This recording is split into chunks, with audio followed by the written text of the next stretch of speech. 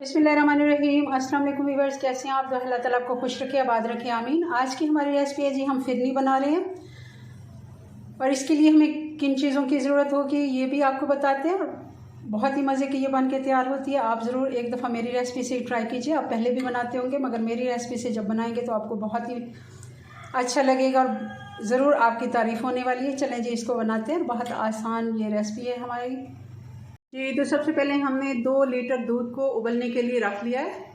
हल्की आंच पे ये उबल रहा है और दूसरी तरफ हम चावल देख लेते हैं जी। तो चावल इसके लिए हमने ले लिए 50 ग्राम। ये खाने के चम्मच 7 चम्मच बनते हैं। ये अगर आप इससे चम्मच खाने वाला जो हमारा बिरयानी खाने वाला चम्मच होता है, ये 7 चम्मच चावल, और अच्छी क्वालिटी का चावल लें, साफ़ कर लें। अब हम इसको ग्राइंड कर लेते हैं। और ये जो हमारे पास इलायचियाँ रखी हैं ये भी हम इसके साथ ही ग्राइंड कर लेंगे, मगर हमने बहुत ज़्यादा इसका पाउडर नहीं बनाना। जैसे आटा बन जाता है वैसे नहीं हमने इसको करना, थोड़ा सा दरदरा इसमें दाना रखना है। चलिए जी, इसको मैं ग्राइंड करके आपको फिर इसकी लुक दिखाती हूँ जी। तो दूध गर्म हो गया, अब इसमें डाल देते हैं ये चावल जो हमने ग्राइंड किए हैं। आप देखें इसका हमने थोड़ा सा दाना रखा है, ये आपको नज़र आ रहा होगा जैसे सूजी का दाना होता है उससे भी थोड़ा मोटा। ये हम सारा इसमें डाल देते हैं, इलायचियाँ और ये चावल, और इसको हल्की आंच पे पकने देते हैं।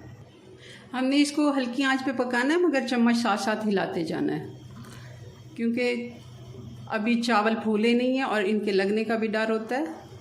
और कोई भी आप बर्तन लें, खीर बनाएं या फिरनी, जब भी आप दूध के लिए कोई बर्तन लें, आप खुला बर्तन लें, थोड़ा सा उससे बड़े साइज़ में हो ताकि उबल के दूध बाहर ना आए। इसमें काफ़ी कम चांसेस होते हैं, अगर कभी आपसे गलती हो भी जाती है कि दूध उबल जाता है तो इससे बाहर नहीं निकलता और दूध का नुकसान नहीं होता। ये जो है ऊपर आ रहे हैं, ये हमने इलायची ग्राइंड की है तो उसके थोड़े से वो छिलके रह गए, तो आप चाहें तो इस तरह निकाल भी सकते हैं। मैं इसको निकाल देती हूँ। जो नज़र आए मोटा सा कोई रह जाता है साइड से तो उसको निकाल लेते हैं, बाकी दाने हैं बारीक तो वो इसमें मिक्सी हो जाएंगे। और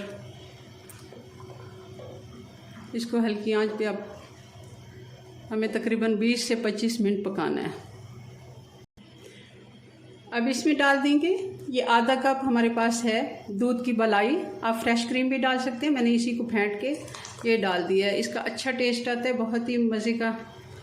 आप ज़रूर ये एक दफ़ा डाल के देखें, इससे फिरनी का टेस्ट डबल हो जाता है। और अगर आप जैसे हमने मिक्सी में अभी किया है मसाले वाली, जो हमारे गरम मसाला पीसने वाली मिक्सी में हमने चावलों को किया ग्राइंड, कई बार ऐसा होता है कि लाइट नहीं आ रही होती या किसी वजह से हमें मिक्सी का जार सही नहीं मिलता, कई दफ़ा ख़राब भी हो जाती है मिक्सी, ऐसे कई दफ़ा ग्राइंडर वगैरह ख़राब हो जाते हैं। तब आप इसको कुंडी डंडे में भी कूट सकते हैं। चावलों को ज़्यादा इशू नहीं है, हमने दरदरा ही करना होता है तो इसको हम कुंडी डंडे में भी कूट सकते हैं। हमारे पहले जब लाइटें वगैरह नहीं थी तब जो बुज़ुर्ग लोग बनाते थे वो ऐसी ही चीज़ें और मेहनत से बनाते थे और उनकी चीज़ों में टेस्ट भी बहुत ज़्यादा होता था। अभी भी क्योंकि अक्सर हमारे मुल्क में इशू रहता है लाइट का, तब भी हम ऐसा कर सकते हैं। और साथ ही इसमें हम 1 टीस्पून केवड़ा वाटर डाल देंगे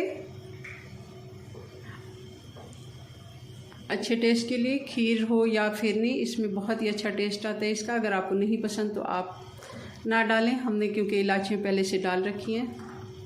कुछ लोग इसको नहीं पसंद करते तो वो स्किप भी कर सकते हैं। हम इसको अब हल्की आंच पे पकने देते हैं।